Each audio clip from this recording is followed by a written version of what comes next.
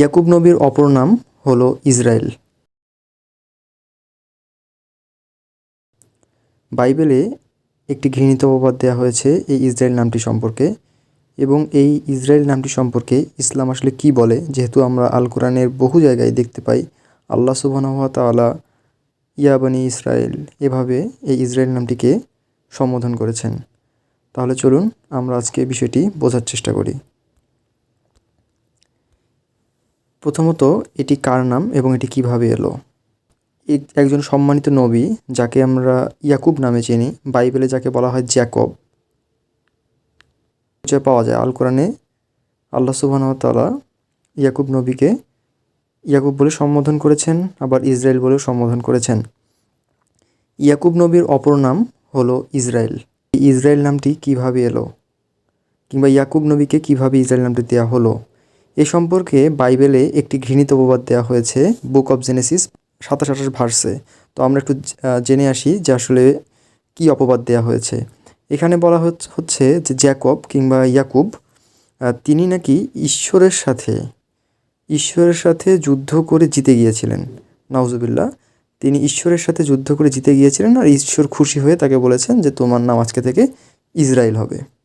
এভাবে তার নাম ইসরায়েল দেওয়া হয়েছে, যেটা পুরোপুরি একটা ফালতু কথা এবং বানোয়াট কথা। আমরা এটা বাইবেলেরই আরেকটা ভার্সে আমরা দেখতে পাচ্ছি, হোসেও। সেখানে বলা হচ্ছে যে মূলত তিনি ঈশ্বরের সাথে নন, বরং ঈশ্বরের একজন ফেরেশতার সাথে তিনি জিতেছিলেন যুদ্ধে। তো দেখেন, বাইবেলের মধ্যেই আমরা পরস্পর বিরোধী বক্তব্য পাচ্ছি। তো আমরা আসলে সঠিকটা জানার চেষ্টা করি। আমরা মূলত জানার চেষ্টা করি যে ইসলাম আসলে এই সম্পর্কে কী বলে, কিংবা সঠিক মতামতটা আসলে কী।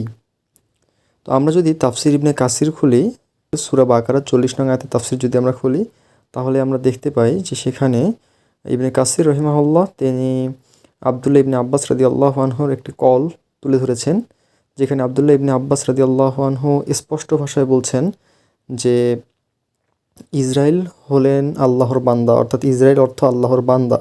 আমরা যদি হিব্রু ডিকশনারি খুলি, যে হিব্রু ভাষায় ইসরায়েল, যেহেতু আমরা জানি যে বাইবেল আসলে হিব্রু ভাষার একটি কিতাব, তো আমরা যদি মূলত অ্যারামাইক ঈসা আরামিক ভাষায় কথা বলতেন, আর বাইবেলটা হিব্রু ভাষায়। তো বাইবেলে ইসরায়েল শব্দের অর্থ হচ্ছে যে ব্যক্তি আল্লাহর জন্য লড়াই করে, কিংবা যে ব্যক্তি আল্লাহর জন্য সংগ্রাম করে, যে ব্যক্তি আল্লাহর কোনো উদ্দেশ্য প্রতিষ্ঠার জন্য পরিশ্রম বা সংগ্রাম করে, তাকেই বলা হচ্ছে ইসরায়েল।